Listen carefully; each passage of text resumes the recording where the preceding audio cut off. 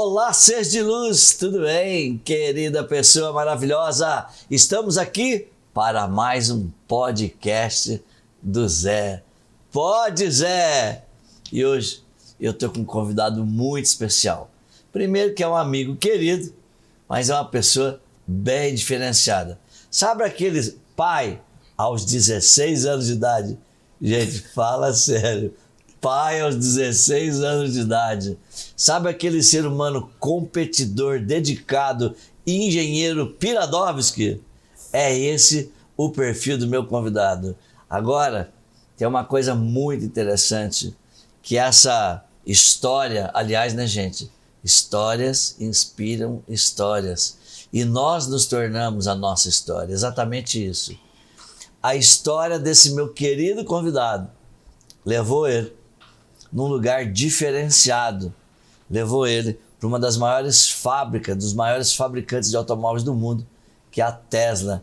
E eu posso dizer então que o meu amigo Diego Gurudu, ilustre, querido convidado, é pai, empresário, amigo, engenheiro e o único que tem um contrato direto com uma empresa americana, que é a Tesla. E aí, Gurudu?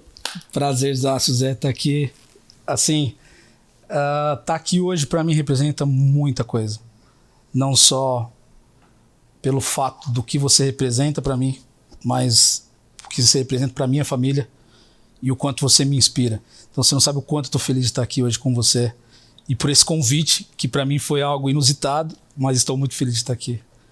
Gratidão por você ter vindo. E para as pessoas começarem a se conectar, eu amo fazer essa pergunta, né?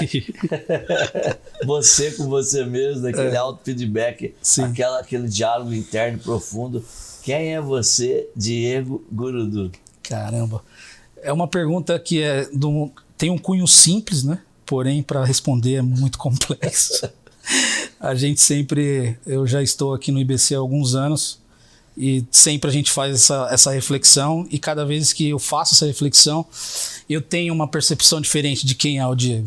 Logicamente que a evolução minha como pessoa, como pai, como marido, como empresário, como amigo, ela é contínua. Porém, quando a gente olha no espelho e fala quem eu sou, é como você olhar um espelho infinito, né?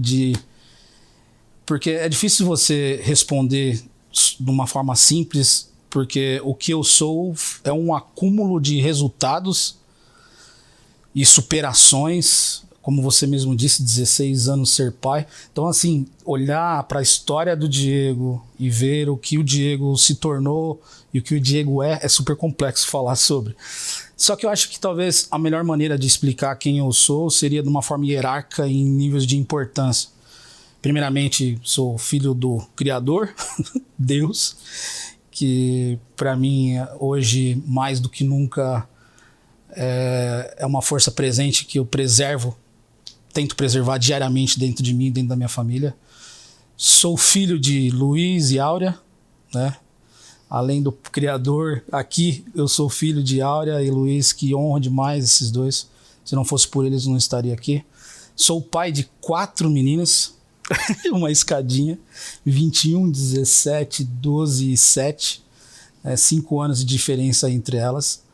Sou casado com Vanessa, que para mim é a pessoa que me inspira diariamente a ser melhor e me inspirou desde quando eu comecei a minha história de vida com ela.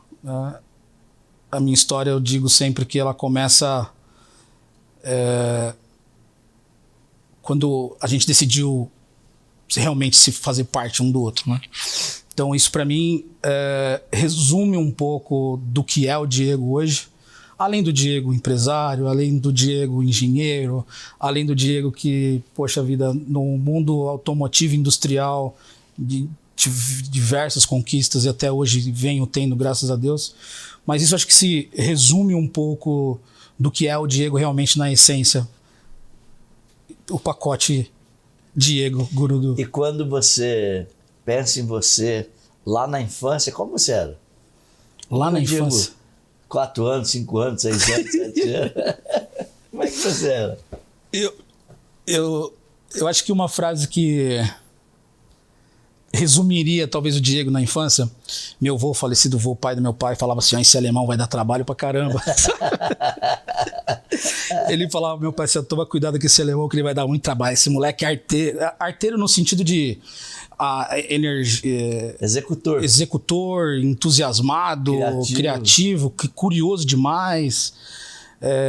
Então assim, quando eu olho lá pra trás, eu não tenho muitas memórias sobre essa fase da minha vida, só que o que vem assim de supetão seria o que as pessoas me falam sobre a criatividade, a curiosidade, o empenho, a competitividade, a disciplina, né? Porque eu sempre, meus pais eu tive uma educação de um princípio, de um valor de respeito muito forte, sabe? Então eu fui muito cobrado, né? Uma situação hilária assim que vem na mente, na parte da infância, quando você tá jogando futebol, tem aquelas classes, né?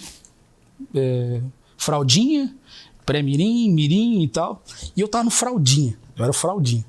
E meu pai foi jogador, até hoje gosta de futebol, e me levava muito para praticar esporte, né?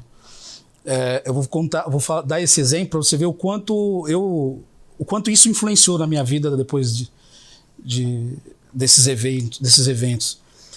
Eu era fraldinha e meu pai tinha o dom de me dar dor de barriga antes dos jogos, sabe? Que eu tinha que me preparar, que vamos treinar e tal, né? Sempre muito enérgico na cobrança, no resultado e tal. Então, na hora que você olha para uma infância com esse nível de cobrança, você imagina diversas coisas negativas, né? Naquele momento. Só que ali estava se formando um cara curioso, criativo e competitivo. E totalmente empenhado a não desapontar a hierarquia maior, que é pai, mãe, a hierarquia de quando você tem uma esposa, fala, cara, eu vou fazer o meu melhor. Então, desde o fraldinho, de jogar bola, vai, cabeça, peito, e sabe, esforçar e forçar você a ser melhor. Então, assim, em resumo, o que o meu avô falava, esse alemãozinho vai dar muito trabalho, com o outro ingrediente, que foi a forma com que meus pais me criaram, fez com que eu me tornasse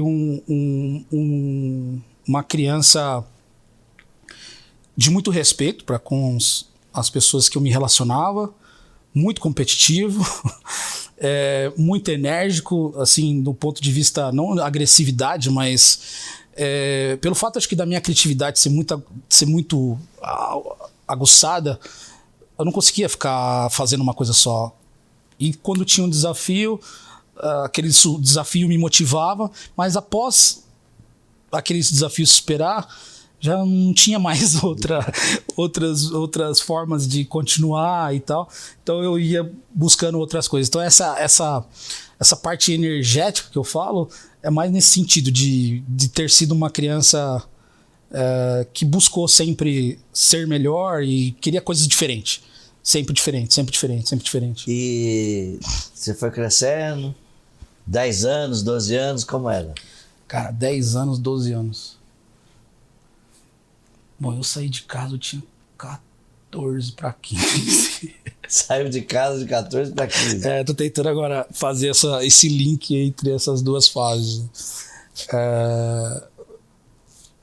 Acho que entre 9 a 14, que foi com 14 que eu saí de casa, eu falei pro meu pai, eu quero ir não tô legal estudando nessa escola, eu quero estudar em outra cidade.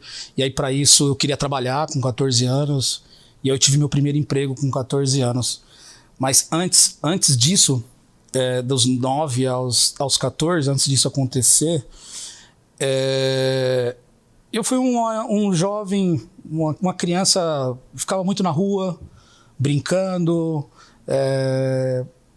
Eu tinha um hobby que era ficar imaginando como eu seria com 20 e poucos anos. com os amigos. Que carro que a gente vai ter? Como é que vai ser? Né?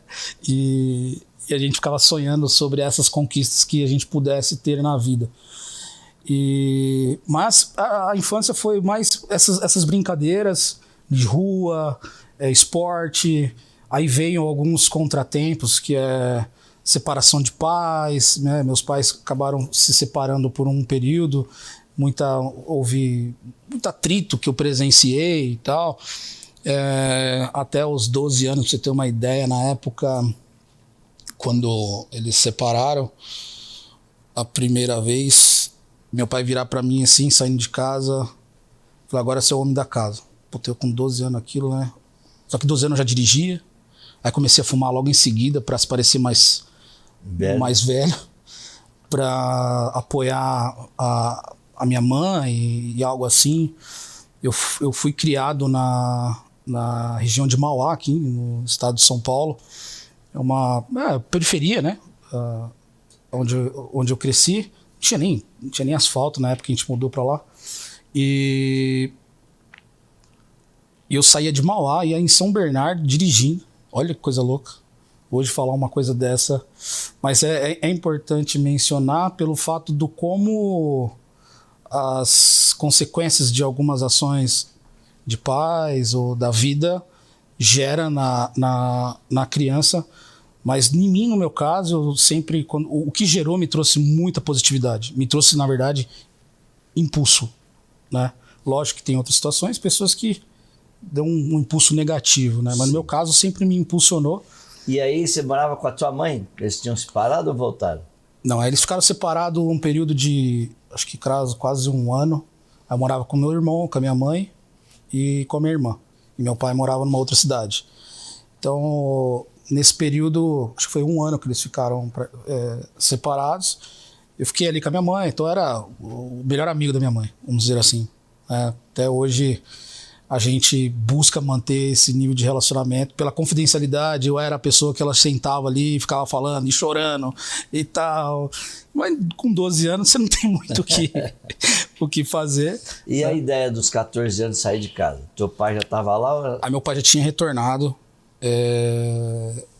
Só que hoje é difícil eu falar assim, concluir que realmente aquilo foi o ponto definidor de eu falar assim, vou criar uma situação para sair de casa. A questão da separação e brigas deles. Mas ajudou, né, de eu ter decidido sair de casa. Né, eu falei pro meu pai, essa escola que o senhor que eu tô aqui, eu não... é muito palavrão. Pô, eu falava palavrão pra cacete. Mas eu falava pra ele, comecei a falar, muito palavrão, o pessoal usa droga. Pai, poxa, me coloca numa outra escola. Então, assim, a criatividade do menino já era aflorada. E aí eu saí da casa dos meus pais, fui na casa da minha tia. Né? E na época meu tio me ofereceu um emprego, né, para vender. O primeiro emprego, na verdade, foi na Nestlé, em São Bernardo. Tinha 14 anos de idade, eu era chapa de caminhoneiro. Então, dava 4h30 da manhã, eu ia lá pra frente da portaria. De carregar? De carregar a caixa, Então, eu estudava, já morando na minha casa da minha tia, estudava nessa outra cidade. Estudava à noite, então era das 7 às 11. Aí acordava às 4 da manhã, ia pra Nestlé, ficava lá na frente esperando o caminhão sair, pra gente sair pra descarregar. 14 anos, você olha ao redor, só tem pessoas acima de 30, os caras já bebendo, né? Acho que até hoje deve ser assim, né? Esse pessoal usa às vezes o álcool para continuar e para superar algumas coisas. Então eu ficava ali aguardando os caminhões saírem. Tinha um motorista que eu era o ajudante oficial.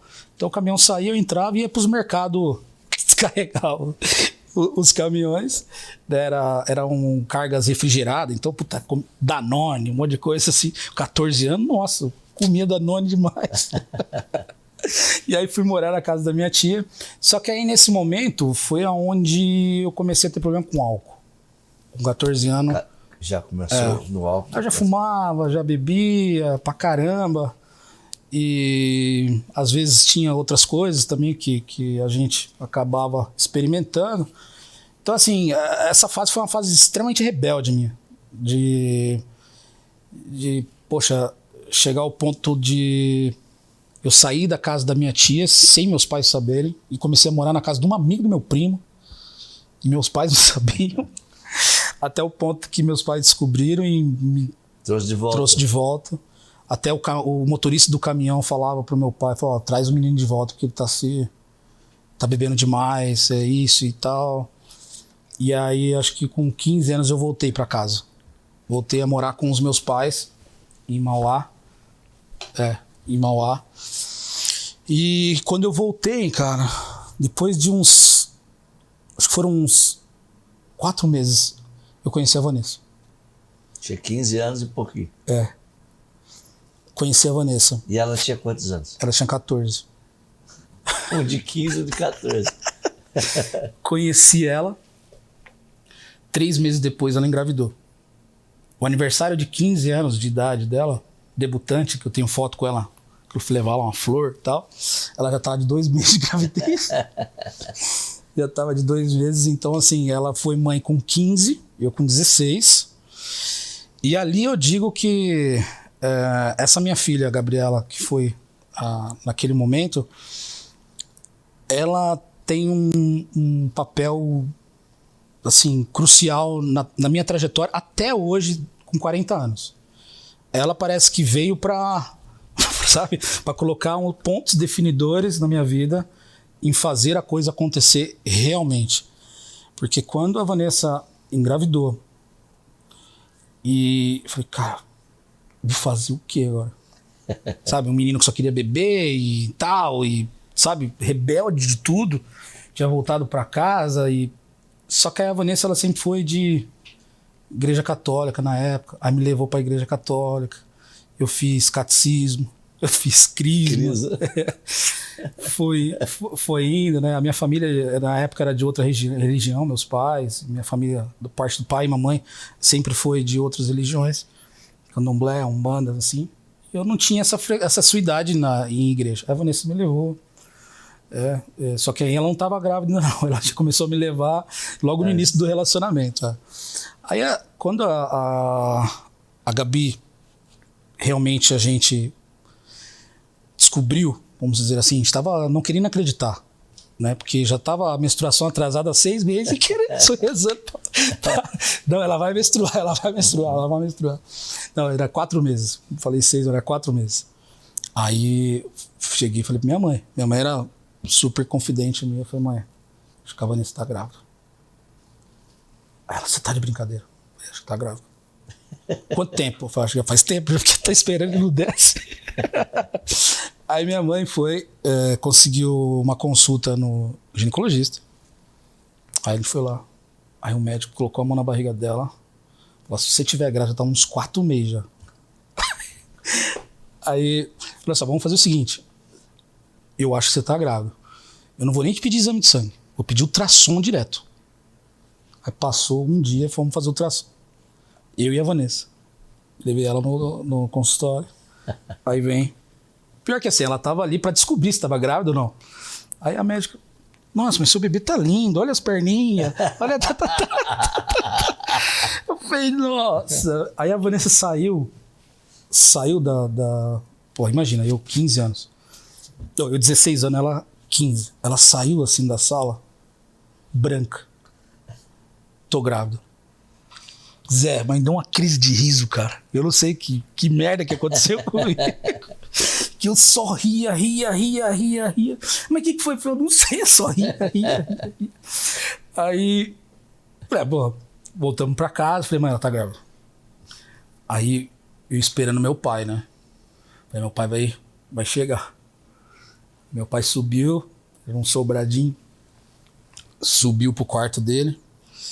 Aí eu entrei atrás do quarto, fechei a porta, ele ficou sem entender nada. Falei, fechando a porta por quê? Aquele jeitão bruto pra cacete.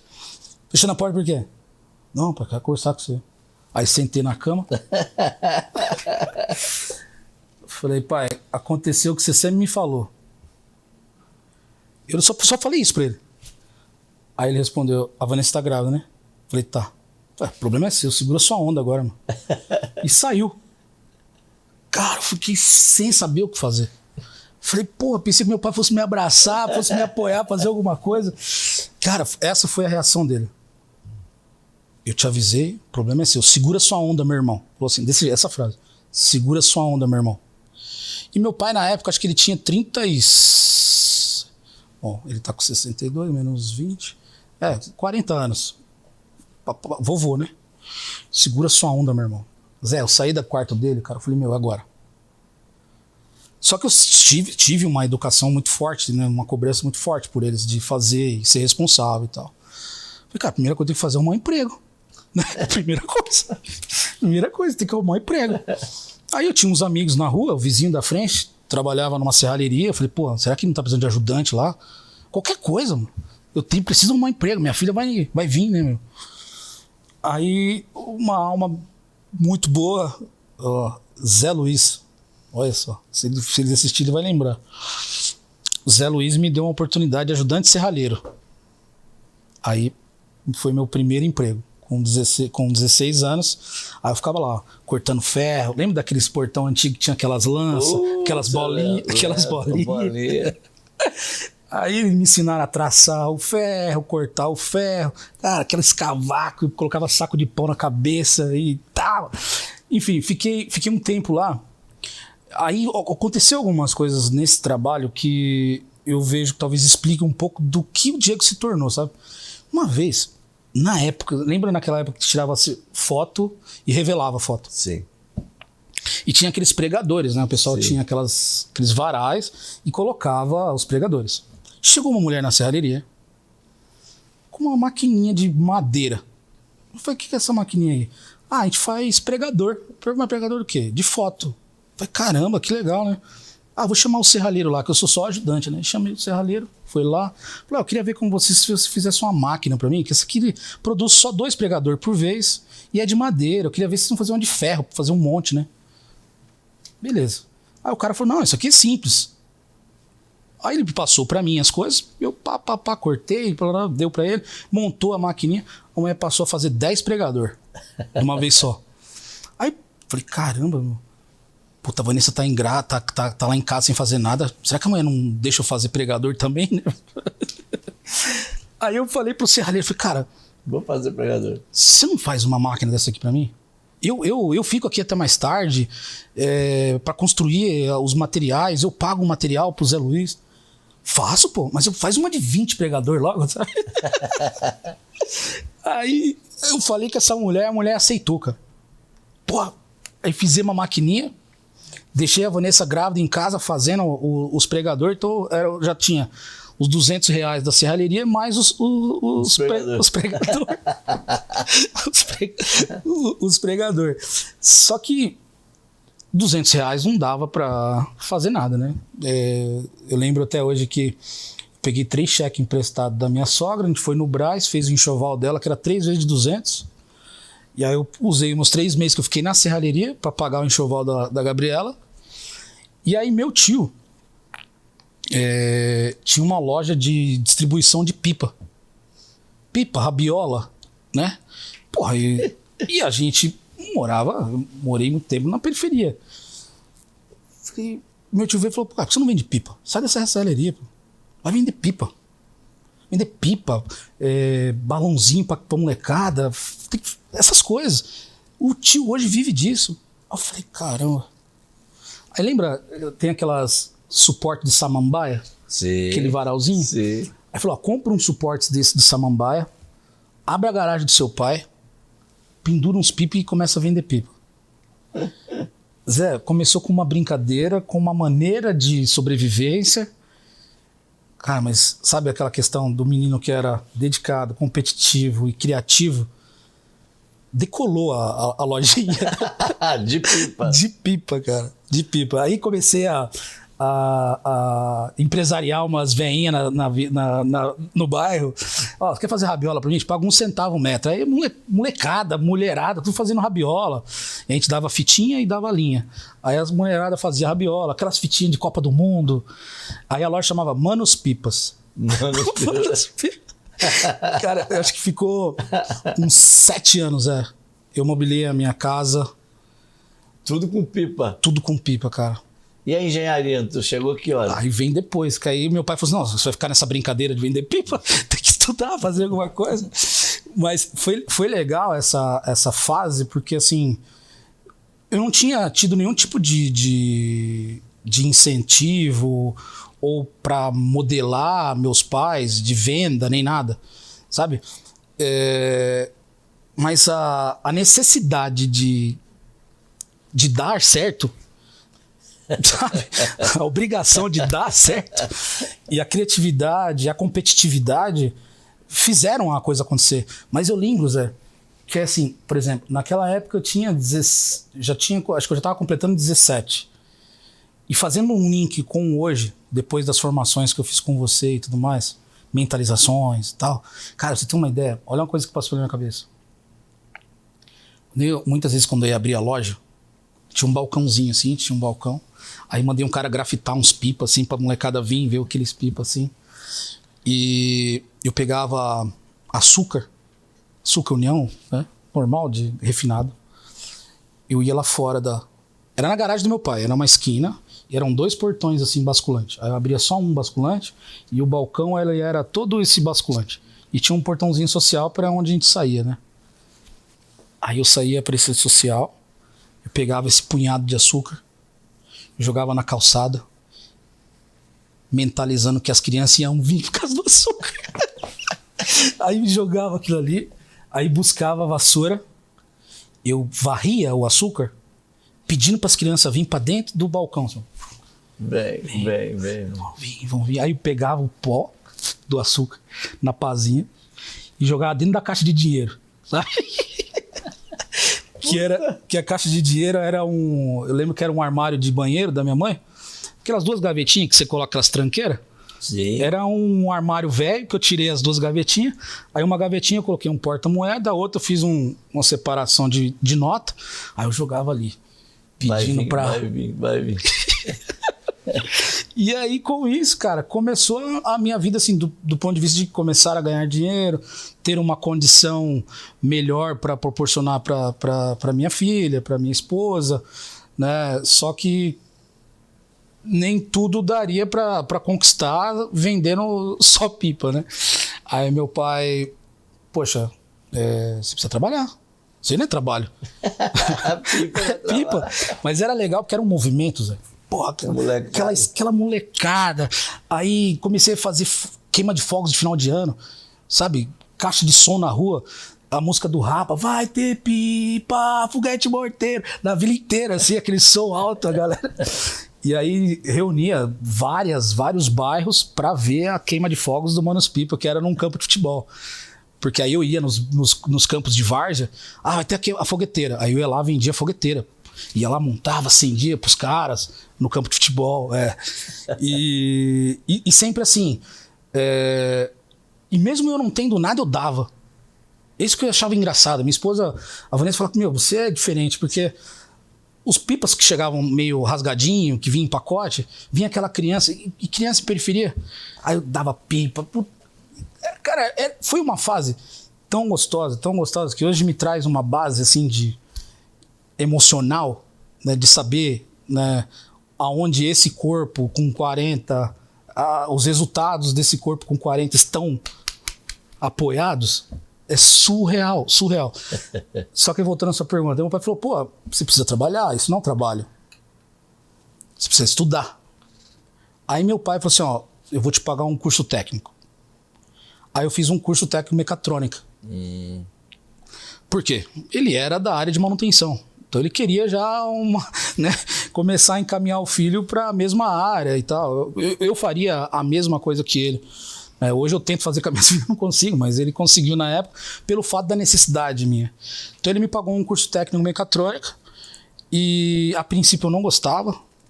Era algo que pra mim não fazia sentido nenhum. Chato pra cacete, porque assim, pra mim, eu já tava bem ali vendendo pipa e tal, sabe? Se comunicando e tal. E, cara, na tecnomecatrônica, industrial, é máquina, é programa, é material, muito sólido, não tem emoção, não tem... Caramba, meu. Só que por outro lado, hoje explica, depois que eu fiz as formações de psicologia positiva e tal, sobre a criatividade, é um ponto meu que me deixa em flow, né? E essa parte industrial, depois que eu enxerguei dessa forma, né, um âmbito um pouco mais amplo de criar coisa, né, de alterar coisas, me despertou um interesse muito grande de se dedicar mais, né? Aí eu comecei a fazer o curso técnico, e aí quando eu completei 18 anos, meu pai conseguiu um emprego para mim. Eu estava, acho que com 7 meses de curso técnico mecatrônico, consegui um emprego de ajudante de eletricista numa das montadoras de veículo aqui em São Bernardo. Vocês podem falar o nome, mas... Pode. A Scania, que é uma montadora de caminhões. Zé, eu acho que aqueles primeiros 3 anos naquela fábrica, ela significam demais pra mim, cara. A base de todo o seu aprendizado. Eu me emociono de pensar sobre, porque assim, na época que eu comecei lá, eu era ajudante de eletricista. Não tinha experiência nenhuma. Eu lembro que meu salário era R$427. Melhorou dos 200. Mais do que eu dou. Eu lembro aquele olerite verde, assim, R$427, cara. Casado. Que aí eu casei, né? Eu pulei um pouco essa parte, mas eu casei, fui morar de favor no fundo da casa de um tio da minha esposa e a tia dela, tio Cido, tia Cris, que são meus segundos pais. Até ele brinca com meu pai que que eles são um relacionamento homossexual do mesmo filho, sabe? Meu pai com o meu tio Cido, que é um baita do empresário hoje. As minhas referências como empresário, criatividade, veio desse cara, né? Eu morei 9 anos no fundo da casa dele. Olha. Vendo esse cara construir um império, vendo esse cara fazendo diversas coisas. Esse cara, ele teve a hombridade e a humanidade, pra você ter uma ideia. Quando eu casei, ele cedeu o quarto dele para ser a minha lua de mel com a Vanessa e cuidar da Gabriela. Assim, da menina, fica no nosso quarto, porque a gente era de menor, não dá pra ir pro lugar nenhum. Ele fez a festa de casamento nossa na garagem dele, da casa dele. A lua de mel nossa foi no quarto dele e a gente morou no fundo da casa dele 9 anos. 9 anos, eu fiquei na casa dele. E ele me estimulou muita coisa, né? Eu querendo comprar carro, eu falei assim, não, você vai comprar carro, você vai estudar. Depois que você estudar, você vai comprar quantos carros você quiser. Beleza. E aí eu comecei na Scania, que era o que eu tava falando, que ainda bem que eu saí um pouco, eu tava me emocionando. Porque nessa fase, quando você entra numa empresa e você é prestador de serviço dentro dela, na época era um linguajar muito simples não, comum de se usar, que era o gato. É o gato lá. Ele é o prestador de serviço, o terceiro, né? A empresa terceirizada. E foi bem na época que a terceirização deu aquele boom no Brasil, né? Muitas terceirizações. E tem a questão da terceirização quando os funcionários da própria empresa se sentem ameaçados. Poxa, o cara vai tomar o meu emprego, tem aquela coisa. Segundo, existe o menosprezo, o desprezo, o preconceito com o terceiro, o funcionário com o prestador de serviço.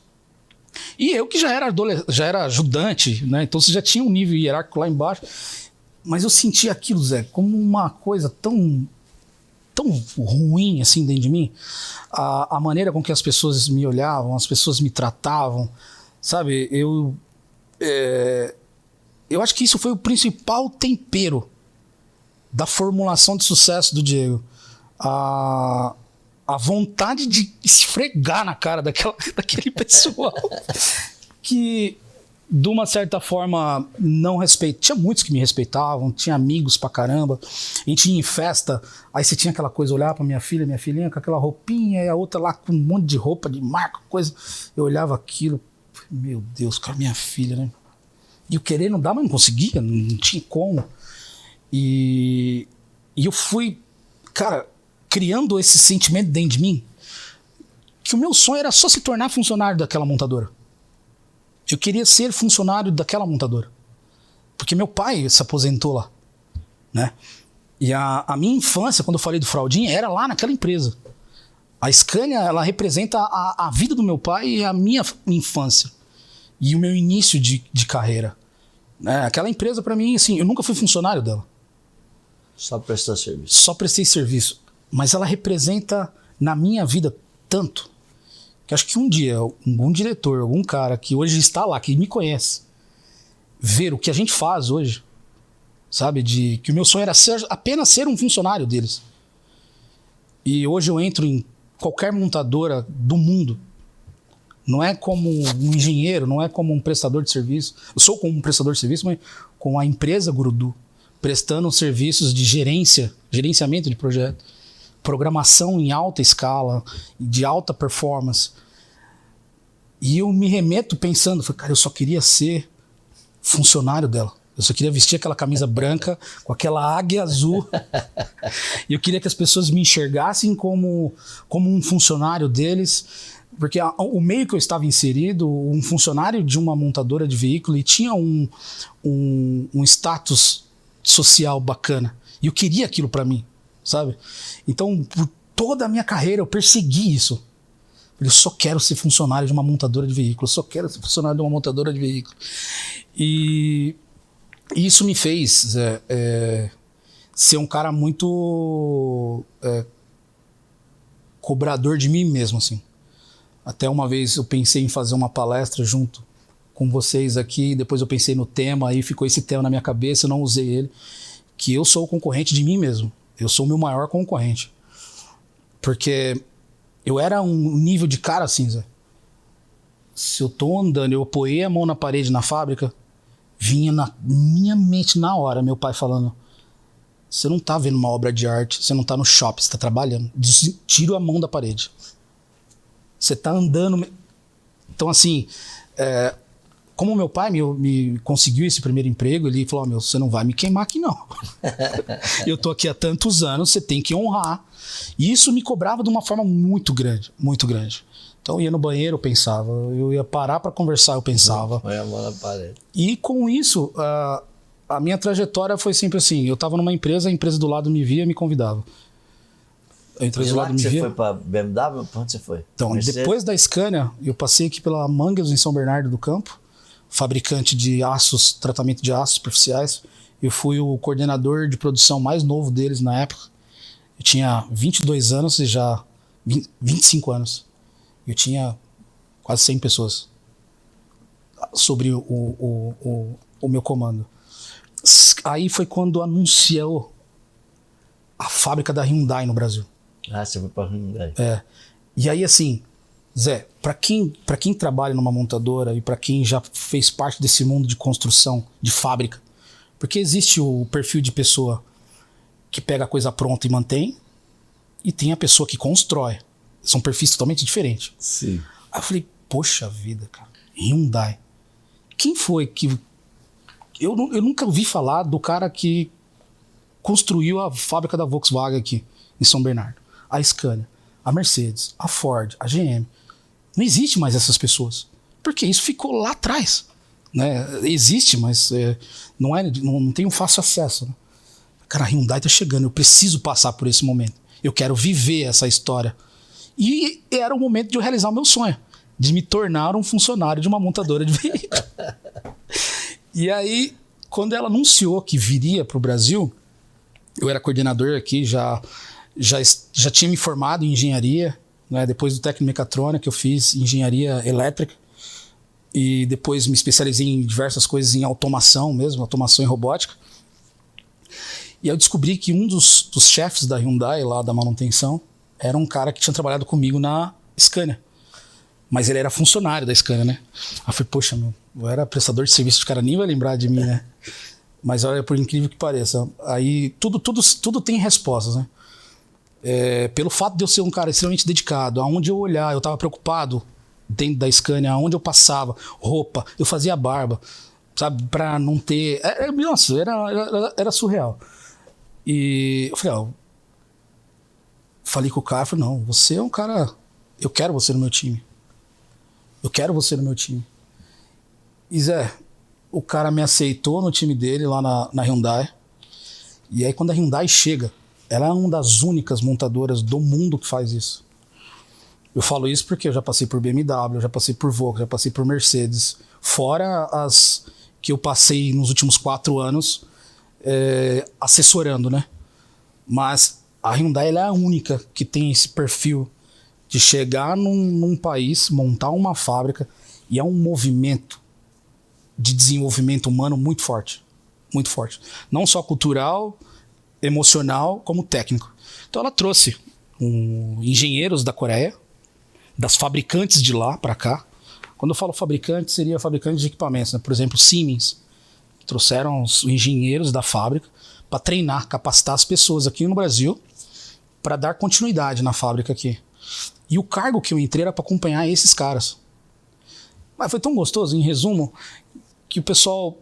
Cara, eu me apaixonei pelas pessoas, as pessoas se apaixonaram por mim e eu me tornei um multiplicador deles. Então vinha gerentes de comissionamento da Hyundai de lá, e na época eu era curioso e queria aprender inglês. Aí eu já comecei a riscar no inglês e tal, e comecei a me comunicar com ele. O inglês do coreano é uma merda também. A pronúncia e tudo. Então, assim, da mesma dificuldade que eles possuem, nós também. E eles começaram a me treinar. Bom, fiquei em treinamento com eles um bom tempo. Montamos a equipe de manutenção, a fábrica entrou em produção. Nesse momento eu conheci a fabricante Dur de robô. Nesse momento eu recebi a primeira oferta de emprego. Nessa trajetória, né? Você tem uma empresa que está do lado, te vê e quer te contratar. Recebi a primeira oferta da Dur, que a Dur, a especialidade deles é construir fábrica. A fábrica da Ferrari, por exemplo, quem pinta a Ferrari são os robôs Dur. Tive a primeira oferta, na princípio eu não aceitei, porque eu tinha acabado de comprar uma casa em Piracicaba, já estava até que bem naquela época já. Não aceitei a oferta. Depois de 1 ano de fábrica, já rodando, eu recebi a segunda oferta da Dur. Aí eu aceitei. Aceitei para ser coordenador de operações de campo. E aí o céu se abriu para mim, para todas as montadoras. Porque aí a Dur, por exemplo, a Porsche é Dur. Sim, no mundo é a maior do âmbito robótico pintura, né? E quando eu entrei na Dur, eu me especializei em pintura automotiva, processos de pintura automotiva. E eu era supervisor de manutenção na Hyundai, na pintura. Então, quando eu entrei na Dur, o leque se abriu para todas as montadoras. Fiquei na Volkswagen São Bernardo aqui um bom período em implantação de novas linhas. E aí surgiu a informação e a notícia que a BMW chegaria no Brasil.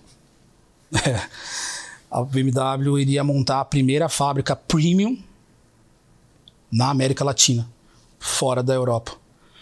Bom, eu tinha acabado de acompanhar um startup de uma fábrica do chão ao Hyundai. Carro produzido, Hyundai.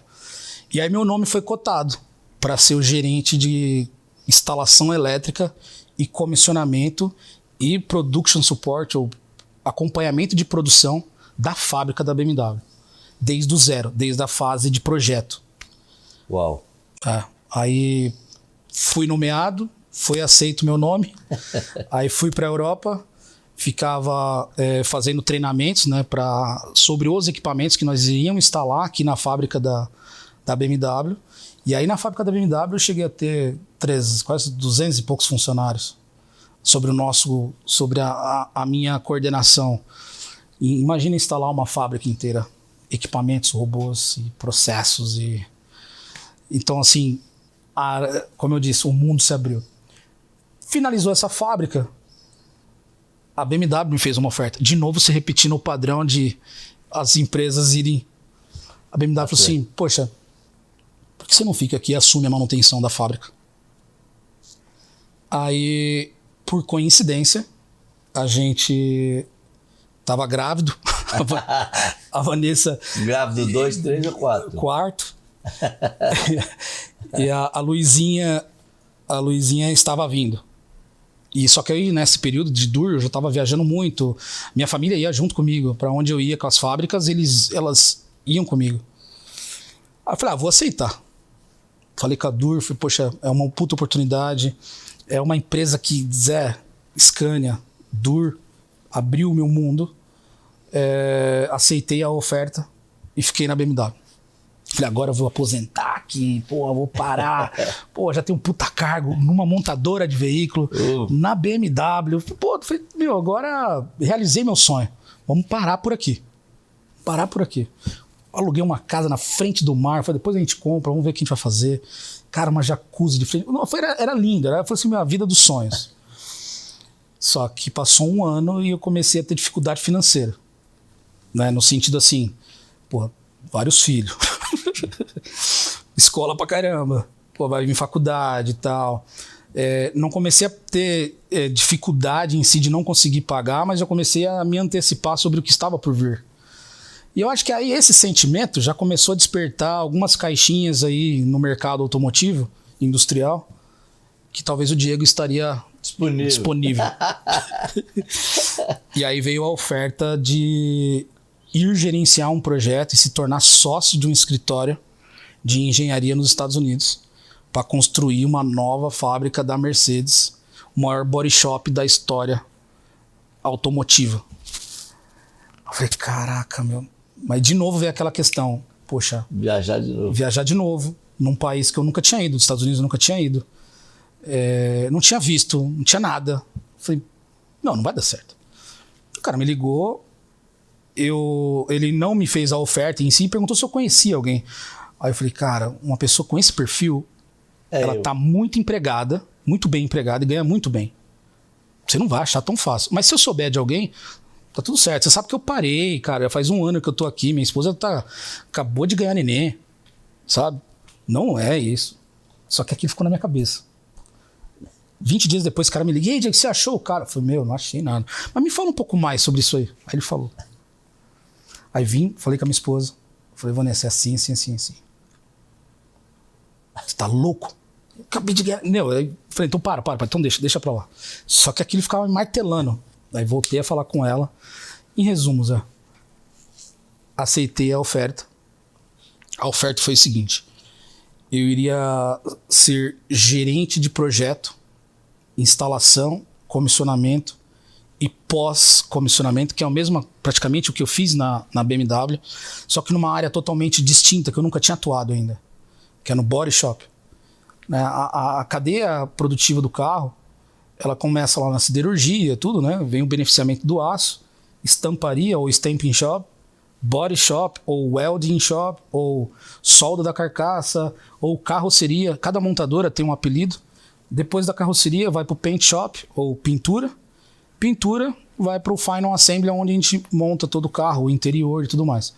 Então a minha carreira começou no final assembly, eu saí do final assembly e fui para siderurgia.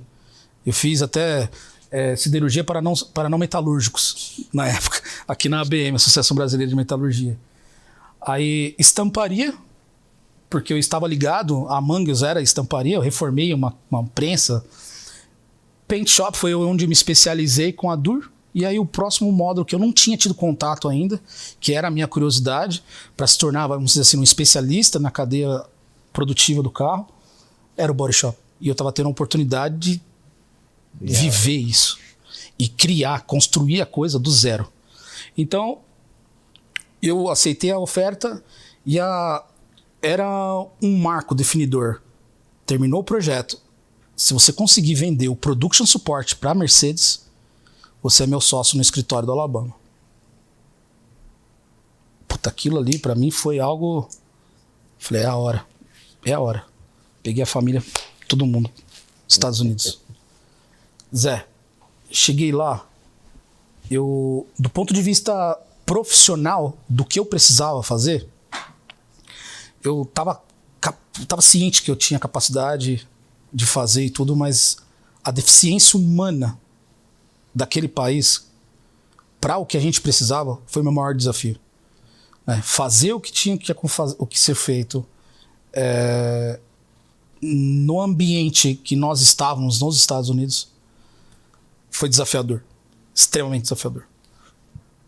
Mas a gente construiu a fábrica, a nossa área, a gente chamava de Z1, que é o engine compartment do carro, a parte frontal, o rear floor e o main floor e o underbody. Então todo o underbody do carro, do Mercedes GLE, que vocês veem aí, o elétrico, essa mudança de plataforma do veículo a combustão para o híbrido e o pós, que é o totalmente eletrificado, que é o projeto IVA, e a gente era responsável.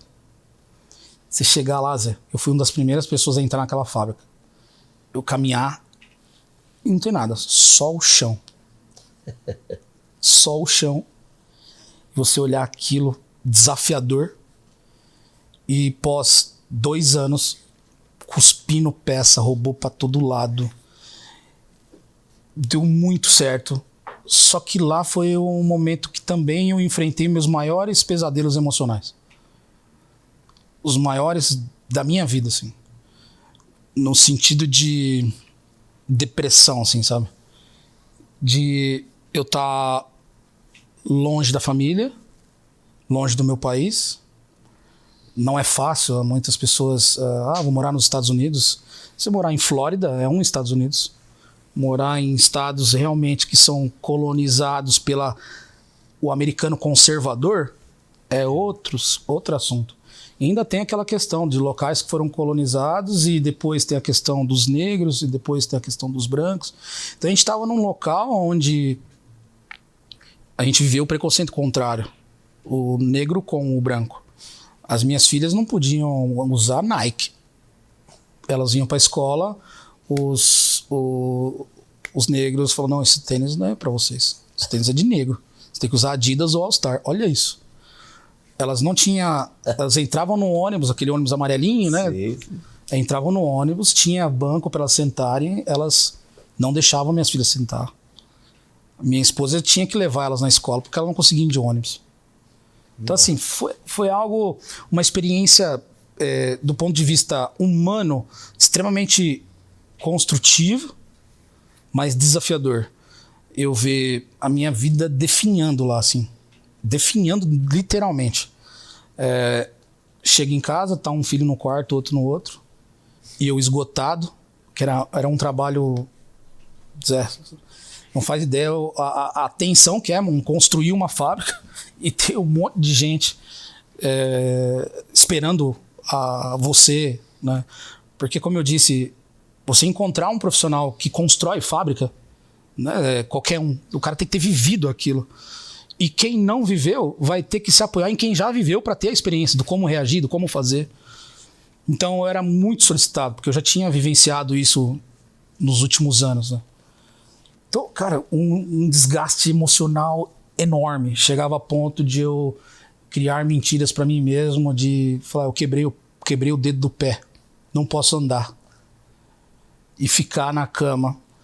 Aí isso começou a se agravar, de eu ficar 1 dia, 2, 3, 4, 5 dias sem levantar da cama. Sem ter quebrado o pé? Sem ter quebrado o pé. Sem ter quebrado o dedo. O dedo. Mentiras que eu contava para as pessoas e para mim, acreditava nelas, para não me expor aos problemas que eu teria que enfrentar.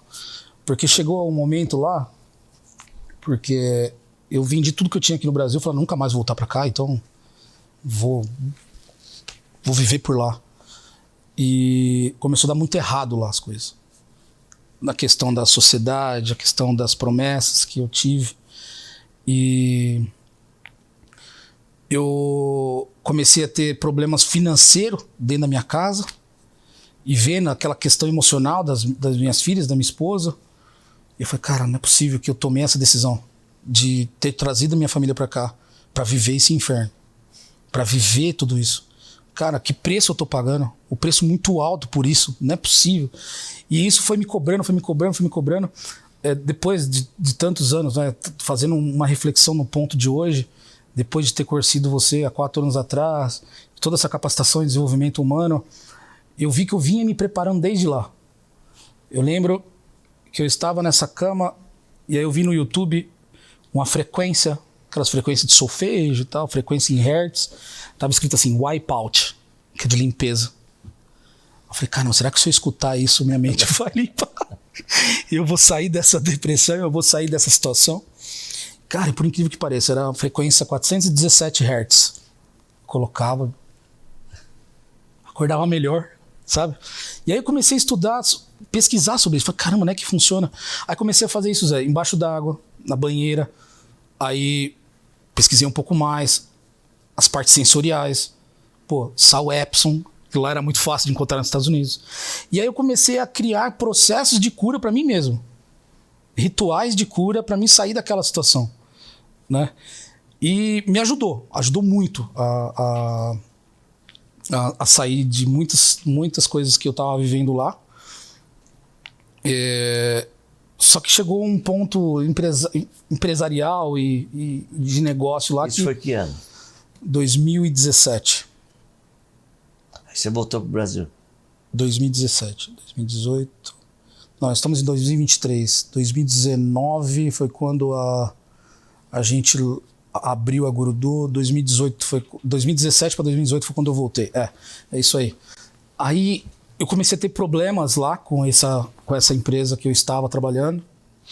Briguei mesmo, feio, porque começou a ir contra alguns princípios e valores meus, assim, né, que era um sonho meu, né, e a montadora de veículo para mim sempre foi uma coisa muito, desde a minha infância, então aquilo era muito forte pra mim. Cara, briguei feio, falei assim, vou voltar pro Brasil, não sabia nem onde ia morar, porque eu não tinha mais nada aqui, não tinha dinheiro, assim não tinha nada. Mas olha só como é que foi. Aí, nesse momento nasce a Gurudu, até o nome da empresa. Quando eu voltei dessa reunião, que eu falei assim, ó, chega, eu vou voltar pro Brasil. Eu voltei, eu estava na Carolina do Sul, com a minha família, fui pro Alabama, que eu morava no Alabama.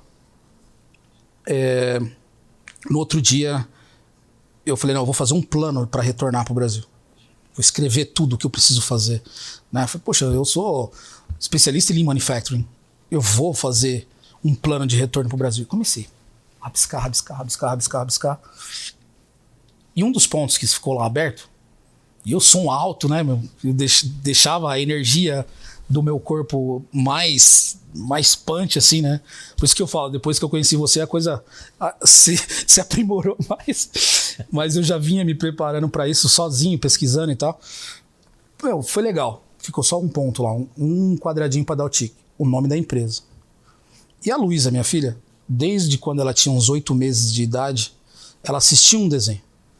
É um desenho parecido com aquele Divertidamente, todos coloridos, cada personagem uma personalidade, só que ele não tem fala, ele não tem escrita, não tem legenda, nada. É pura encenação. E desde os 8 meses de vida dela, ela viu esse desenho e queria esse desenho. Só que o desenho ele chama Odd Bods. Ele só tem uma vogal. O restante, tudo consoante. Odd Bods. E ela viu, depois não conseguia mais pronunciar Odd Bods. Uma criança não consegue, né? Aí, Zé, no outro dia, quando ela chegou, ela falou do desenho. E eu apelidei esse desenho de Gurudu pra ela. Eu falei, filha, você quer assistir Gurudu? Aí minha esposa, por que ela tá falando de Gurudu? Ah, não, eu coloquei o apelido no desenho dela de Gurudu. E aí, Zé, ficou 2 anos esse nome Gurudu e esse desenho presente dentro da minha casa nos Estados Unidos. Pai, coloca Gurudu, Gurudu, Gurudu. No dia antes que eu fiz esse plano e faltava só o nome da empresa, eu tinha comprado uma caixa de cerveja. Falei, não, eu vou fazer esse plano, eu vou varar a noite aqui. No outro dia acordei numa ressaca, um negócio esquisito. Deitei no sofá e ela saiu do quarto dela. Ela já tinha 2 anos, 2 anos e pouquinho. Com a mamadeira na mão. Pai, coloca Gurudu. Eu falei, pô, saco, Gurudu. E eu já tava naquele porre, coloquei Gurudu. Eu nunca tinha assistido esse desenho, Zé, da forma que eu assisti. Ele é um desenho, pra quem estiver assistindo, ou quem tiver curiosidade, vale a pena ver. Ele tem quadros. Ele tem um episódio e vem uma conclusão. Um episódio e vem a conclusão. Eu assisti. Durou 1 minuto e meio. Eu dei um pause. Pai, travou. A internet às vezes dá esse problema lá. Não, o pai deu um pause. Aquele desenho, Zé, tava falando pra mim. Tava falando pra mim o que tava acontecendo na minha vida. O episódio era assim, imagina um livro desse. O cara foi lá na biblioteca e queria um livro. Aí o bibliotecário trazia vários livros pro cara. O cara lá, não quero esse. Não quero esse. Não quero esse. Não quero esse. Não achava nada que tinha valor para ele. Aí tinha o último, lá em cima, o mais foda dos livros, lá na casa do caramba. O bibliotecário subiu, colocou a escada, subiu lá cheio de teia de aranha. Ele espirrou, caiu, pegou o livro, deu pro cara, ele... ficou, não fala, né? Ficou super animado de ter recebido aquele livro na mão. Aí a câmera dá uma apagadinha, volta. Ele tava com o livro na mão, rasgando as folhas para colocar como um apoio para nivelar a mesa que ele queria jogar videogame. Zé, naquele momento eu vi aquele livro a minha vida. Uau. Sabe? O que eu estava vivendo, muitas pessoas queriam viver, era o sonho delas viverem nos Estados Unidos, com cargo e com a família, ser considerado herói pela família. Ah, meu filho tá lá, meu primo, a família toda me... E ao mesmo tempo, eu colocar tanto valor naquilo a ponto de estar me destruindo e destruindo a minha família. Só que no mesmo momento veio uma reflexão na minha mente de falar assim, cara, eu preciso falar sobre esse desenho lá no Brasil, por tudo que é mais sagrado. Eu me vi num palco, sabe? Eu lá naquele sofá, eu me vi num palco, falando sobre esse desenho, falando sobre a reflexão, falando sobre tomada de consciência das pessoas, o quanto é importante. E o quanto é importante, às vezes, você dar menos valor a coisas como o que desejam, a grande massa deseja, para o que realmente importa para você. Então, naquele ponto, eu falei assim, cara, realmente, a minha vida nesse momento é esse livro e ele não vale nada, eu tenho que rasgar essa folha mesmo. Aí eu falei, cara, a empresa vai chamar Gurudu. Foi aí que saiu. Foi aí que saiu o nome Gurudu. Aí você voltou para cá de novo. Aí eu voltei pro Brasil. E como que você voltou para lá de novo? Aí foi aonde, por exemplo, surgiu a Tesla? Lembra o padrão de repetição minha de contratação? Lugar, pô. Para a empresa que eu prestava serviço, gostava tanto e queria me... Voltei pro Brasil. A empresa que eu trabalhava e que a gente estava se relacionando falou uma coisa para eles lá. 3 dias depois, essa empresa me liga. Diego, você não quer voltar? Eu falei, volto, lógico. Volto. Poxa vida. Tô voltando. Aí, eu falei, mas é o seguinte, nos Estados Unidos existe uma questão de não competing agreement. Eu não posso trabalhar para você, porque eu assinei um termo que eu não posso trabalhar. Mas se a empresa liberar, eu tô dentro. E eu acho que ele vai liberar, porque você é o maior cliente dele. Ele ligou. Essa empresa ligou para ele. Não, Diego, mas nunca. Jamais. Não, Diego não. Porque ele estava me ofertando, Zé, eu ia voltar para esse projeto um nível acima de para quem eu reportava. Então, eu era gerente de projeto, eu reportava para esse cara. Eu ia fazer a função desse cara. Aí, essa empresa falou, não, beleza, eu compreendo, realmente não vale a pena, não pode ser assim, que vai estar um conflito hierárquico ali direto. Mas e se então o Diego ser o gerente de projeto alemão e vai gerenciar esse projeto aqui? Aí ele ligou. Eu falei, cara, de novo, eu esbarro nesse não competição. Mas liga pro cara. Ligou pro cara, o cara falou não de novo. Aí os caras se emputeceram. Falaram, peraí. Tá se tornando meio que uma perseguição pessoal aí a coisa. Aí ele me ligou. Quando eu falo me ligou, era o CEO dessa empresa, com sede na Alemanha. Em resumo, essa empresa, nos Estados Unidos, quando se trata de Mercedes e BMW, body shop é só os caras que fazem. Por que você não monta a sua empresa nos Estados Unidos e começa a vender mão de obra para nós? Mas com o seu perfil. Você assessorando eles. Você treinando eles. Olha. Aí foi aonde eu tive a oportunidade de montar a empresa nos Estados Unidos. Só que eu não sabia nem como fazer. E tinha toda a documentação americana. Eu só não tenho green card, mas eu tenho Social Security, tenho Drive License. E o green card hoje eu não tenho por uma opção mesmo, para não ter tributação dobrada. Tive o convite, falei, e agora? Eu sem dinheiro, morando de favor na casa dos meus pais, foi uma coisa que eu não te falei. Eu voltei a morar na casa dos meus pais, com as minhas filhas todas, porque eu não tinha casa. Eu falei, como é que eu vou montar essa empresa nos Estados Unidos? Sem dinheiro. Mas por onde eu passei foi tão bom tudo que eu fiz, que hoje, para qualquer dificuldade que eu tenho, eu ligo para alguns amigos e até hoje eles me assessoram. Naquela época o cara, Diego, peraí, meu, eu tenho o meu contador. Aqui nos Estados Unidos você vai usar o mesmo. Zé, em 10 dias eu estava com a empresa aberta nos Estados Unidos. Empresa de engenharia, automação e robótica.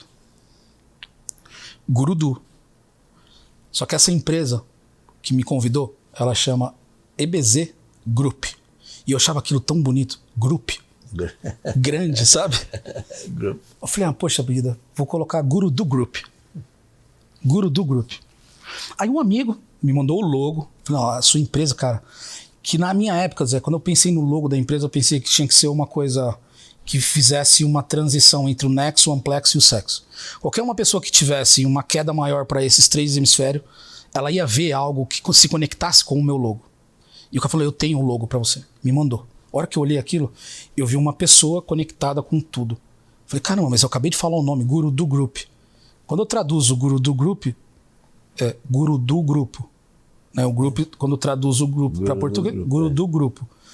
Só que quando eu falo, eu pronuncio Gurudu, a fala, né? Por exemplo, Guru do treinamento, José Roberto Marques.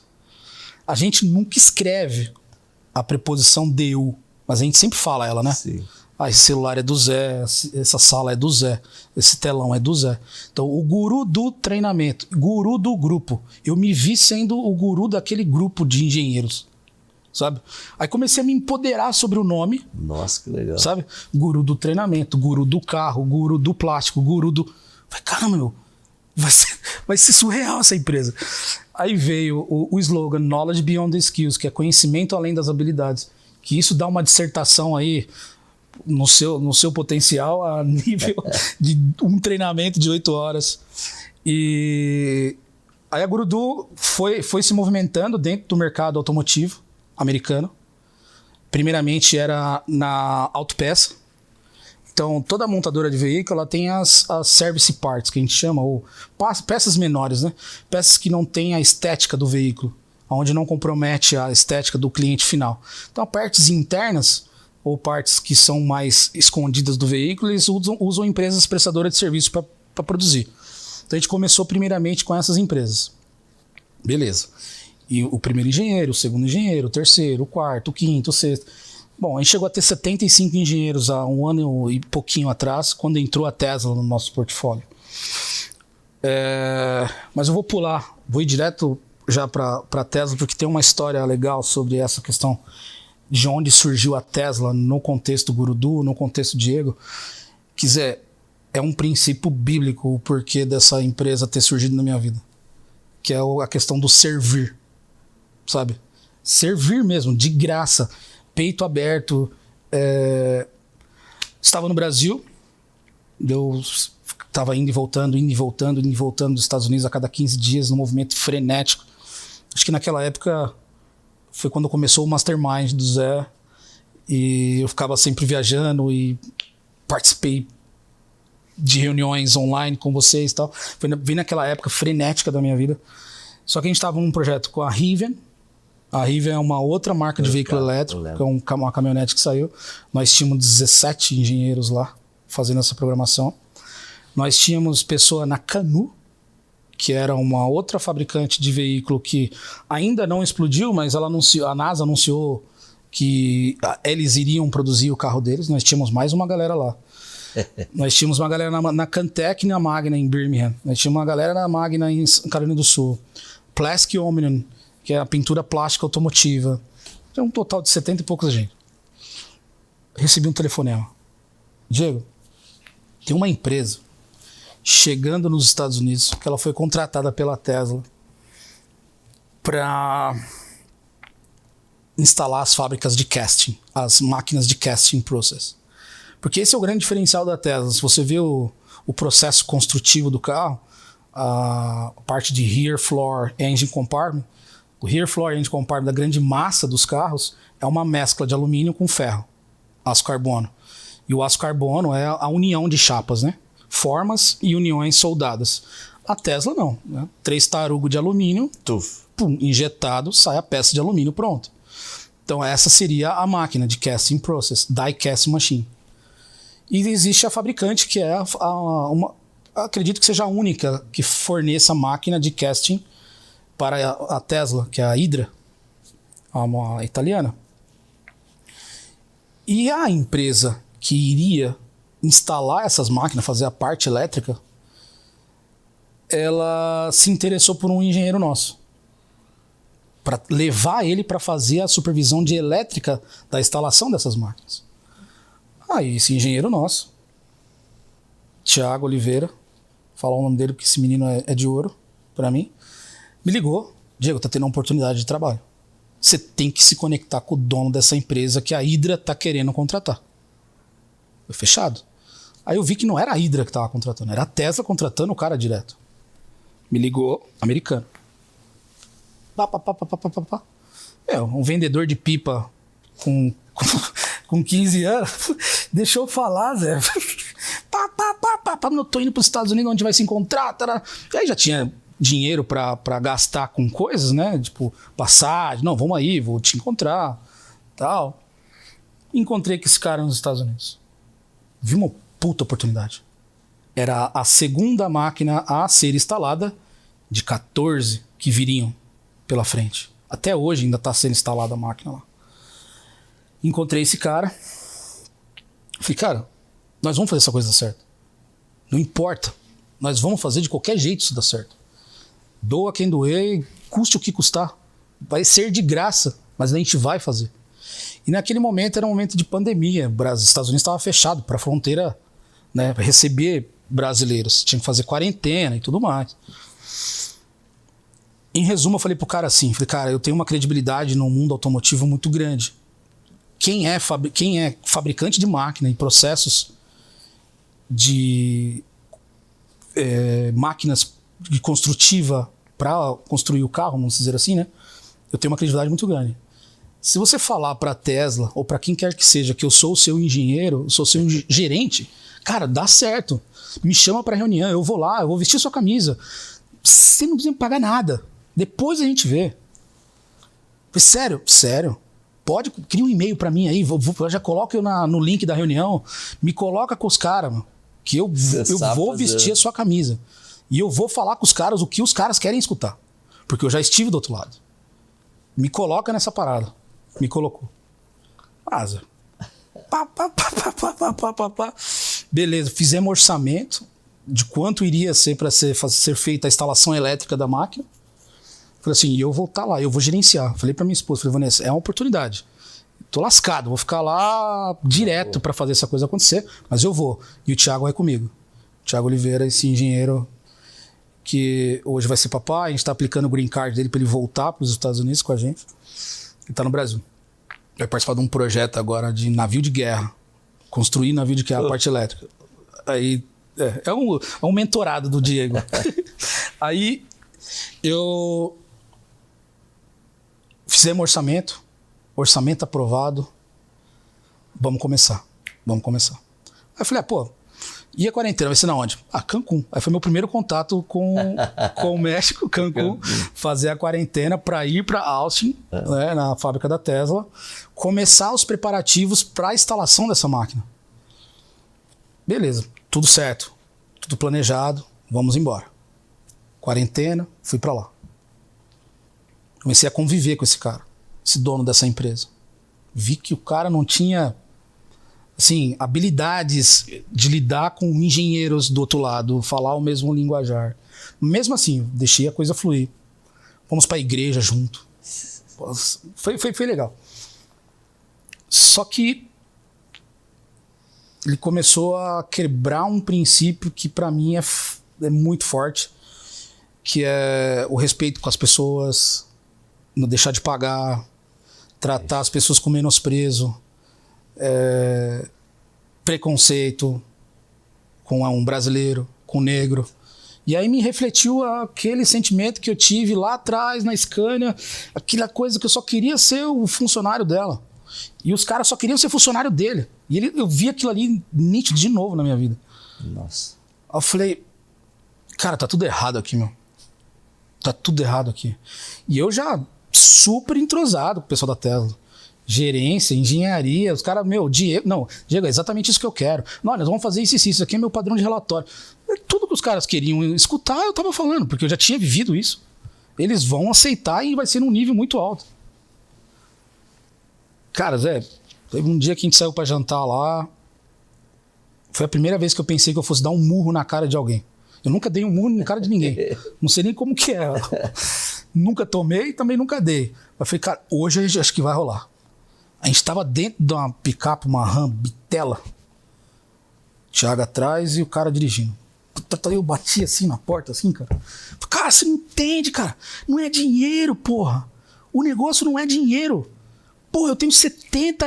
Na época eu não tinha 70. Tinha uns 40 e poucos engenheiros. Foi 40 e poucos engenheiros nos Estados Unidos, cara. Não é dinheiro a coisa. Você tem que entender isso que você tá fazendo. Cara, enfim. Saímos do carro, o cara começou a gritar comigo. Você quer dinheiro? Eu vou te dar dinheiro. Aí eu já falei, fiz esse dinheiro tal. Falei, ó, tô indo embora. Falei, cara, eu tô aqui há 1 mês e meio. Você não me pagou $1. Você não me pagou minha passagem. Você não me pagou meu hotel. Você não me pagou minha quarentena. Não pagou nada. Eu tô investindo na sua empresa. Eu pedi, me dá a sua camiseta. Eu vou te dar o meu valor. E você vai conquistar esse contrato. E conseguimos conquistar o contrato. Só que aí eu desisti desse trabalho. Vim embora pro Brasil. Falei, cara, não aguento mais. Fazia 1 mês e meio já que eu tava lá e longe da família, tudo. Só que o Thiaguinho ficou lá. O Thiaguinho ficou lá e começou a sofrer preconceito, pressão desse cara. Só que por ironia do destino, de uma certa maneira, um diretor da Tesla, iraniano, que viveu o preconceito na veia, tem nacionalidade australiana, entrou nos Estados Unidos como australiano, mas a veia dele é iraniana. Irã, Estados Unidos, né? Esse cara a gente conheceu ele em 2016 na Tesla, eu e o Thiago. Porque eu vendi o Thiago pra Tesla em 2016 em Fremont, quando a Tesla começou. E o Thiago fez história com esse cara. E encontrou esse cara na Tesla em Austin. Tá, tudo bem. Conheceu, tal, eu tô aqui, tá tudo certo. Só que esse cara presenciou um ato de preconceito e menosprezo desse cara para com esse engenheiro nosso. E aí foi aonde esse cara que já sofreu o preconceito na veia abraçou ele. Falou assim, não, peraí, você não vai fazer, mano. Por que você tá vivendo isso? Não, mas... Não. Cara, eu quero você no meu time. Pode falar pro Diego agora. Pede pra ele me ligar. A partir de hoje você é do time Tesla. E eu vou te ajudar e vou ajudar o Diego a você começar aqui, porque isso não tá certo o que tá acontecendo. Foi aí que se rolou o contrato? Foi aí que rolou o contrato direto com a Tesla. 2000 e quanto? 20? 21? 20. Olha só. Quantas coisas. Isso, se você olhar o porquê. Servir de graça, se doar ao máximo, sem saber se vai dar certo ou não, sem criar muitas expectativas. E aquela questão da injustiça, sabe? E a glória vira assim... Deus é maravilhoso. E aí veio o contrato com a Tesla, o Thiago começou a trabalhar lá, e aí foi um engenheiro atrás do outro, entrando na Tesla. E hoje você tem? Na Tesla hoje, 8. 8. Só que são pessoas assim, por exemplo, pessoas que têm e-mail Tesla, crachá Tesla, em cargo de gerência.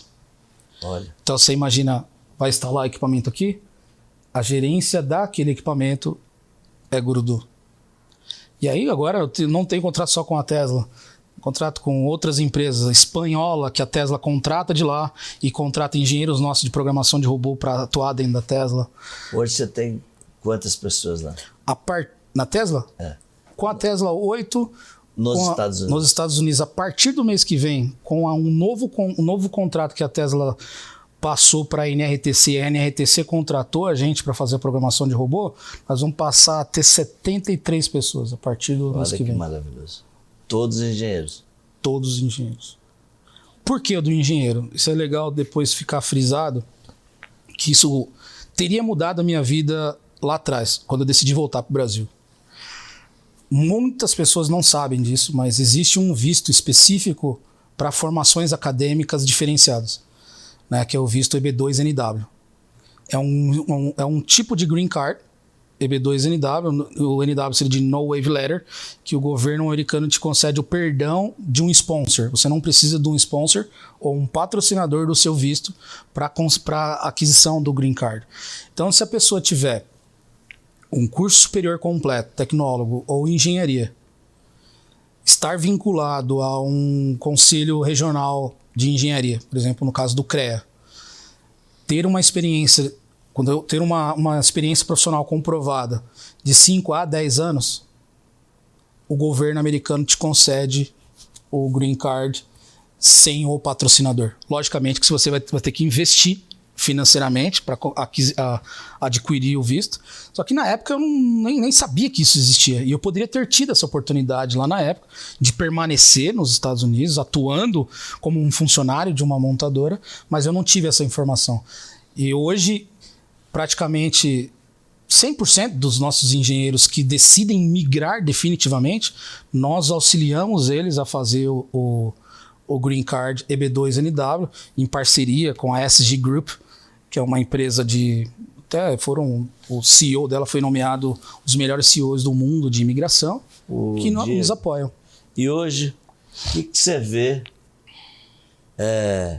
sobre os jovens, sobre as profissões, sobre essa oportunidade, uma mensagem que você pode deixar para o mundo sobre essa visão que você tem da engenharia, das oportunidades que tem, dessas conexões que são mundiais. Sim.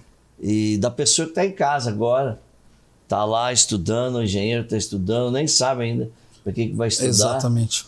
Uma mensagem forte aí da tua história, da tua vida, que Zé, levou nesse lugar depois de tanta luta. É tão importante isso que você está me dando a oportunidade de falar, que eu espero realmente transbordar o que está dentro do meu coração sobre essa situação em específico. Mas eu acho que eu queria fazer 3 discursos distintos que eu acho que se enquadra em diferentes perfis de pessoas que vão escutar isso que a gente vai falar. O primeiro perfil é o perfil do jovem. Porque hoje eu vejo uma fuga em massa mesmo, de adolescentes, comparado à minha época, que na minha época eu tinha um sonho de ser um funcionário, de uma montadora de veículo. Hoje, se você fizer uma pesquisa, eu não vejo nenhum jovem interessado na área industrial, pelo fato de ser difícil, pelo fato de ser sujo, barulhento, muitas vezes não é um dinheiro tão fácil de se ganhar, como é o digital, como é algumas outras profissões que hoje estão na moda, então os jovens têm a tendência maior para isso. Tem muitos influenciadores hoje digitais levando informação para esses jovens e impulsionando eles para ir para essas profissões mais digitais, menos braçais, menos científicas, menos tecnológicas, do que essa área que hoje eu atuo. Então, assim, para o jovem que está na fase ali dos seus 11, 10 anos aos 13, 14, que na época minha do Senai, a gente ia para o Senai nessa época, né? Eu acabei não indo, mas eu via amigos que iam para o Senai, né, as escolas técnicas, nessa fase. Então, assim, o jovem que dessa idade, que provavelmente tem um sonho de morar nos Estados Unidos, de ter uma vida próspera na fase adulta, de ser um exemplo para as pessoas que estão ao redor deles, a área industrial é um mundo a ser explorado infinitamente para eles. Porque hoje já falta mão de obra. Hoje qualquer gestor de uma área de manutenção, de uma área de engenharia, sente dificuldade em contratar um engenheiro de manufatura para, por exemplo, construção de fábricas ou mantenimento da fábrica pós-construída. Então, esse jovem que tem hoje esse interesse que começa nessa fase de 10 a 14, se interesse por isso, pode ter certeza absoluta. O mundo não terá fronteiras mais para eles, porque hoje os Estados Unidos é o maior importador de engenheiros da Índia, de engenheiros brasileiros, de engenheiros chineses, taiwaneses. O mundo mudou sobre essa questão de fabricação em China, então o mundo despertou para isso, o quanto eles capacitaram aquele continente. Sim. E o quanto eles estão agora tentando retomar, né? Fábricas sendo anunciadas que serão construídas nos seus países de origem, né? Como BMW, Mercedes, empresas europeias que vão construir fábricas na própria Europa com custo de mão de obra altíssimo, então está se resgatando isso, e nesses países não tem pessoas capacitadas para serem contratadas. Então, assim, esse jovem que pensa num plano de futuro e queira ser um profissional sem fronteiras, o mundo industrial, eu nem vou falar, às vezes eu menciono, sai de mim às vezes a questão tecnologia, eu não vou falar tecnologia, eu vou falar industrial, porque às vezes a tecnologia eles levam para TI mesmo. Ou para inteligência artificial, ou para algum outro tipo de tecnologia, não a industrial. Porque hoje tudo que a gente consome foi construído por uma indústria. Sim. Essa cadeira, esse copo, essa TV, essa tela, alguma máquina construiu isso. Agora, quem mantém essa máquina rodando? Quem projeta máquinas novas? Quem vai modernizar essa instalação? Ou, se a gente considerar os 3 âmbitos principais do que rege para mim a economia, logística, tecnologia das coisas e combustíveis, essas 3 coisas estão passando por evolução agora. Sabe, a logística, o carro está passando por um processo de eletrificação. Quem faz essa mudança? Quem faz essa mudança na indústria? Quem faz essa mudança nos combustíveis? Agora é eólico, é energia solar. Quem constrói o serviço, a área de serviço, ela é uma área infinita para ser explorada, porque hoje eu vejo, mesmo na minha área de engenharia, o pessoal fala, Diego, mas você não consegue engenheiro agrônomo também não? Pro México, pra Polônia, sabe? Portugal, Diego, você não consegue um programador de TI para Portugal. Então assim, para ver o quanto que é carente esse mercado. Então para esse público de 10 a 14, esses jovens que querem colocar aquela sementinha assim, poxa, será que eu vou dar certo? Engata nisso.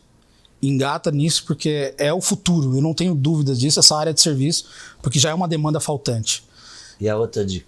A outra dica é para o pessoal engenheiro formado. Se você hoje, engenheiro, que muitos deles se sentem menosprezados. Por exemplo, eu me formei numa engenharia que não é conceituada. Aqui em São Paulo tem muito disso. São 3 ou 4. Não, sou formado lá, sou Fudidovski, né? Eu não sou formado em nenhuma dessas 4. Passei por momentos de estar concorrendo com os 4.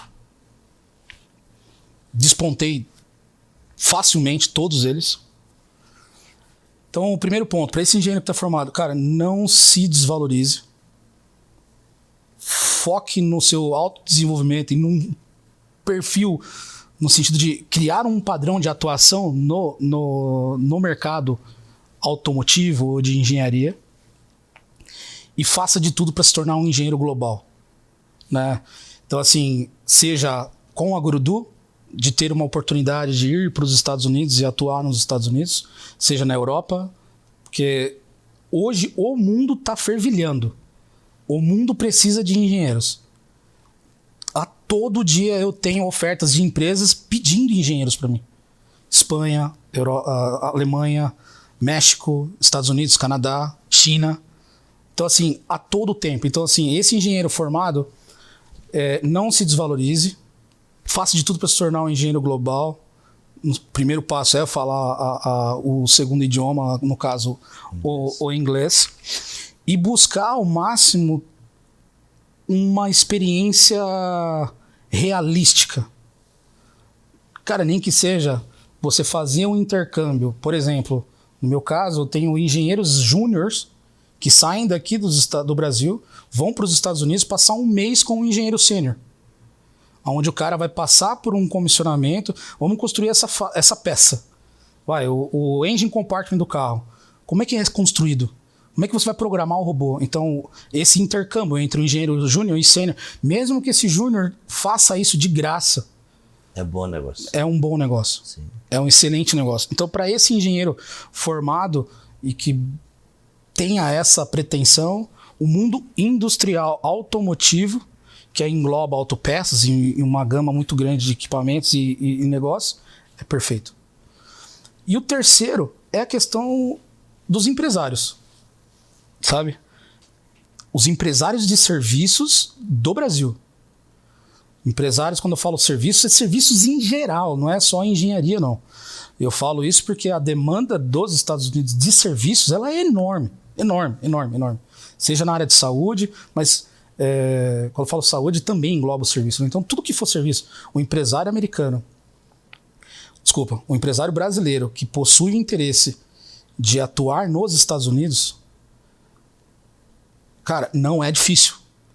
Eu, sem dinheiro, morando de favor na casa dos meus pais, longe do país, sem muita informação, eu consegui. Então, se o cara já possui uma estrutura de serviço no Brasil, é um empresário na área de serviço, para ele migrar os serviços dele, dolarizar a receita dele, é uma ótima dica. É uma ótima dica. E mais uma coisa, para a gente concluir. Fala aí um pouquinho para a galera que está nos assistindo, como é que foi participar dos nossos treinamentos, fazer parte do meu grupo de Mastermind. Como que você vê qual que é o impacto disso na tua vida? O que te contribuiu, o que serviu? E que outra dica que você dá para quem está ouvindo? Isso é profundo. Isso é profundo porque eu não sei se com palavras eu vou conseguir mensurar. Porque é uma coisa intangível, é uma coisa... Mas eu prometo que eu vou me esforçar ao máximo para tentar passar para o pessoal, porque eu preciso passar isso, porque as pessoas precisam se interessar por isso. Eu tenho, para mim, assim... É difícil falar sobre IBC, falar sobre o José Roberto Marques, sabe disso. Pelo que você representa para mim e para minha família, né? Eu tenho... Meu irmão é coach, minha mãe é coach, minha esposa é coach, filha é coach. Então, assim, a família inteira, a partir do momento que a gente encontra maneiras de trazer o bem-estar para nossa família, a gente quer que todos tenham acesso a esse bem-estar. Então, o primeiro ponto é fazer parte de tudo isso que você falou, me trouxe um bem-estar de vida imensurável. Mas, indo no detalhe, o José Roberto Marques, para mim, e o IBC, eles são treinadores de generais, sabe?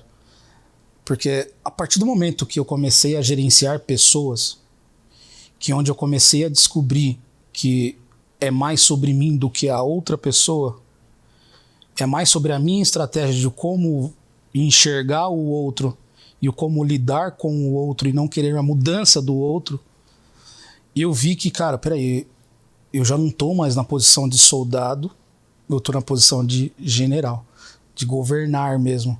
Só que o principal governo que eu vejo é o governo de si mesmo. Eu não consigo governar se eu não governar a mim mesmo. E quando eu disse sobre é mais sobre mim e não ao outro, o meu início no desenvolvimento humano, com o IBC e tudo mais, começou porque eu queria mudar minha filha. Eu vi uma dificuldade muito grande nela, de relacionamento entre nós. Eu fiquei um tempo sem conversar com a minha filha mais velha. Minha filha mais velha saiu de casa. Isso para mim foi algo surreal, porque aí de novo volta no que eu falei aqui. A Gabriela, por marcos na minha vida, trouxe um alto ganho de consciência. Uma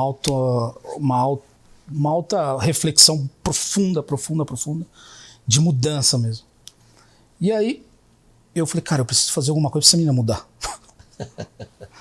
E aí, eu acho que vale a pena honrar essa pessoa, Matilde Mello, lá de Joinville, Santa Catarina. Eu conheci eles porque quando eu morei lá, quando eu construí a fábrica da BMW, ela fazia um treinamento de 3 dias, uma imersão de alto impacto. Não comparada ao que é os alto impacto daqui, né? Mas eu falei, poxa, eu vou contratar esse curso para minha filha, eu vou mandar ela para lá, ela vai voltar bem. Aí eu falei com a Matilde, aí ela virou para mim e falou assim, ó, toda semente ela precisa de um solo fértil para germinar. Não adianta você mandar a semente para cá para ser turbinado, a hora que voltar o solo tá podre. Você precisa fazer primeiro antes dela. Aí eu, pensando assim, ó, beleza, eu vou lá, eu tô bem pra caralho. Vou lá e tá tudo certo, minha filha depois vai ser mudada. Eu tô bem. Aí eu fui. Tá, merda. Foi assim, foi ali o meu despertar pro desenvolvimento humano. Foi o meu despertar e a conexão com as coisas que eu falei que eu fazia nos Estados Unidos sobre autocura, alguns processos que eu fazia em mim mesmo, me conectei lá com algumas coisas, voltei desse treinamento com uma outra visão, só que na hora que eu voltei aberto a receber recomendações, instruções, veio um amigo, também mereço honrar ele nesse sentido, Barril Novo, falou que tinha comprado um curso no IBC, chamado Speaker, e que, pô, Diego, você é empresário, você deveria falar bem, cara, você fala bem, você tem que se aprimorar e tal. Ah, vamos fazer, cara. Quanto que é? Ah, pode fazer, pode me inscrever lá. Só que aí entrou no processo de ficar remarcando a data por causa de pandemia, né? Pandemia não. Foi algumas coisas que o IBC fez na época e remarcou data. E aí ele falou assim, Diego, a gente ganhou DSP. Eu falei, como assim? A gente comprou um curso e ganhou outro? Tem uma coisa errada aí, hein, cara. Fiquei meio inseguro. Porém, como eu já tinha tido esse despertar assim pra isso, vim no DSP. Cara, pra mim ali foi algo surreal. Surreal. E eu vou falar uma coisa que eu não falei ainda pra ninguém, mas eu pensei e falei assim, meu, um dia o Zé vai querer me conhecer. Um dia o Zé vai querer entender um pouco melhor de mim. Porque na época que eu tive aquele tremelique lá, que eu, sabe, na meditação, eu falei, cara, acho que eu tenho um problema de saúde, não é possível, sabe? Eu falei, acho que tem alguma coisa errada comigo, mas o Zé vai querer saber dessa coisa errada também. Ele vai querer saber um pouco mais sobre mim. E dali pra frente, a minha curiosidade, o desejo de me entender melhor, de saber como eu funciono, foi um despertar para algo inacreditável, no sentido abundante, assim, abundante. Se eu for falar que todos os cursos, todas as imersões, treinamentos que eu fiz com você, é bastante tempo, mas em resumo, os lugares que eu mais chorei na minha vida foi na sua casa e aqui nesse prédio. Dos 40 anos de vida, aonde você mais chorou? No Zé, e aqui na casa do Zé em Goiânia e aqui no IBC. Quando eu disse no início do meu discurso sobre a resposta da sua pergunta que é difícil de mensurar e é uma responsabilidade muito grande, porque eu não posso falar assim, não sei se é imaturo da minha parte falar, mas eu tenho dentro de mim que uma boa parcela disso tem contribuição. Zé, hoje eu sou um empresário de sucesso nos Estados Unidos graças ao IBC. Graças ao José Roberto Marques, graças algumas curas, algumas ressignificações, o ganho de consciência, a maneira com que eu penso hoje, a maneira com que eu respeito as pessoas hoje. Eu seria hipócrita, né, de falar assim, é graças ao José Roberto Marques, é graças ao IBC, de falar que isso foi 100% José Roberto Marques e IBC. Mas eu arrisco a dizer, 85% dos resultados que eu possuo hoje de vida, seja como pai, como marido e como profissional, no caso empresário, eu devo ao IBC. Que lindo. A paz da minha família, que não tem preço, não tem valor que isso possa explicar, é intangível. Hoje você conversa com a filha, você conversa com a esposa, a maneira com que você conversa. Às vezes é engraçado, porque você vai conversar, as filhas ficam fazendo pergunta. E aí fica um fazendo pergunta com o outro.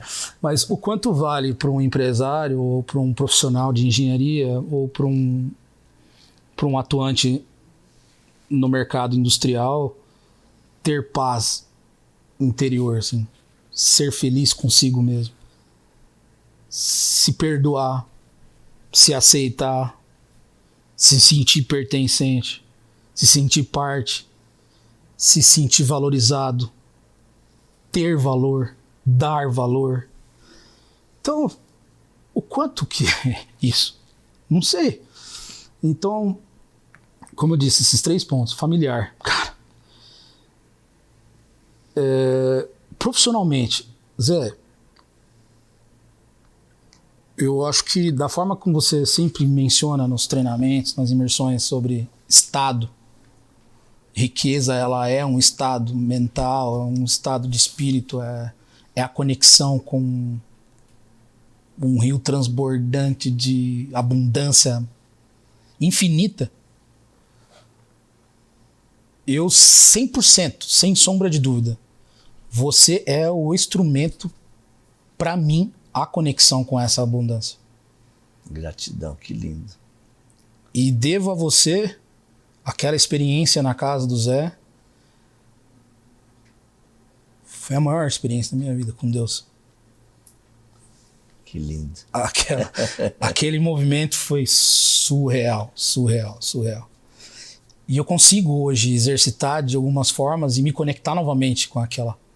Graças aos seus ensinamentos, graças ao intermédio, a ponte que você cria para mim me conectar a isso, sabe? Hoje, para mim, eu não tenho vergonha mais em falar em meditar, sabe? Pô, o engenheiro que medita, você fica meio, né, sabe? O empresário que medita, o cara, você se sente às vezes inferiorizado, fraco. Você medita. E hoje, para mim, assim, eu falei para as minhas filhas, o pai tá indo lá, cuida da sua mãe fez cirurgia e tal. Eu não sei, o que eu vou falar pro Zé lá, hein, meu? A resposta delas: vai meditando no carro, pedindo sabedoria. Então, olha como é difícil responder a sua pergunta sobre essas 3 esferas e sobre o que você, com a sua missão de vida, com a missão do IBC e todo o time, proporcionam para as pessoas. Eu só tenho a agradecer do fundo da minha alma.